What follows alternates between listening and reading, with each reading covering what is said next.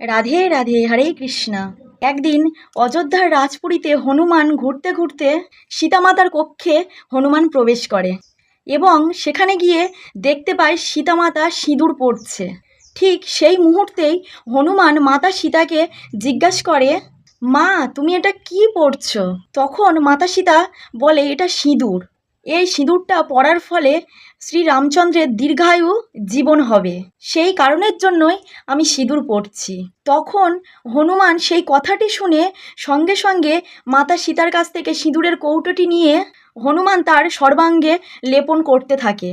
আর তা দেখে মাতা সীতা হনুমানকে বলে, এটা তুমি কি করছো হনুমান? তখন হনুমান মাতা সীতাকে বলে, মাতা, তুমি তো একটুখানি সিঁদুর পরেছ, এর ফলে আমার প্রভুর একটুখানি জীবন দীর্ঘায়ু হবে, তাই আমি আমার সর্বাঙ্গে সিঁদুর লেপন করেছি, তাহলে আমার প্রভুর জীবন অধিক দীর্ঘায়ু হবে। এই কাহিনীর মাধ্যমে আমরা কি বুঝতে পারলাম? একজন শুদ্ধ ভক্ত কিন্তু সর্বদাই ভগবানেরই মঙ্গল কামনা করে, আর ভগবানকে ছাড়া ভক্ত কিছুই বোঝে না। রাধে রাধে।